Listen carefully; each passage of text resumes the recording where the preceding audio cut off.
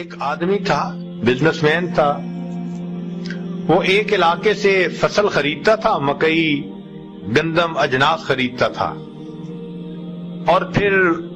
اپنے شہر میں آ کے اس کو 6-8 مہینے بیچا کرتا تھا۔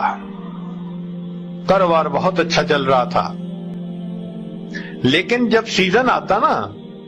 تو اس کو اس شہر میں جانا پڑتا جہاں پہ وہ کھیتیاں اگتی تھیں، یعنی گروور کے پاس جاتا، ان کو دیکھتا، پیمنٹ کرتا، سودے کرتا اور ان سے خریداری کرتا۔ اس میں اس کو 3-4 مہینے لگ جایا کرتے تھے۔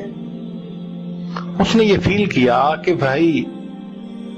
گو میری بیوی بہت خوبصورت بھی ہے اور اچھی بھی ہے، نیک بھی ہے،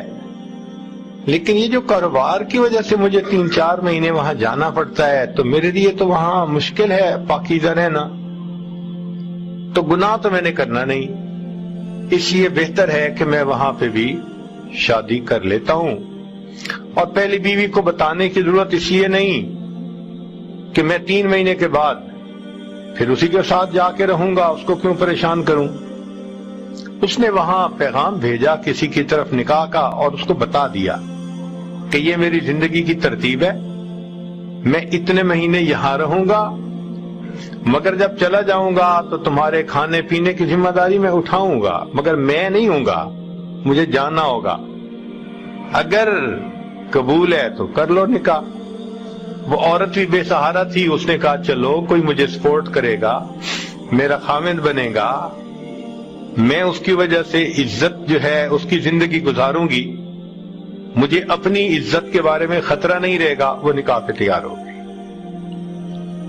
خیر اس نے نکاح کیا، اس کو مکان لے کے دیا، گھر میں چیزیں ساری ڈلوا دی، 2-3 مہینے رہا، بالآخر اپنے وقت پہ یہ واپس آیا۔ اب عورت اس معاملے میں بہت سمجھدار ہوتی ہے، اس کے آتے ہی اس عورت نے اندازہ لگا لیا بدلے بدلے میرے سرکار نظر آتے ہیں، مگر وہ چپ رہی، کہا اس نے کچھ نہیں۔ اب یہ جب کچھ عرصہ رہا تو اس کے ذہن میں خلش ہو گئی کہ اس دفعہ جو یہ آیا ہے نا تو کچھ ہے مسئلہ صحیح۔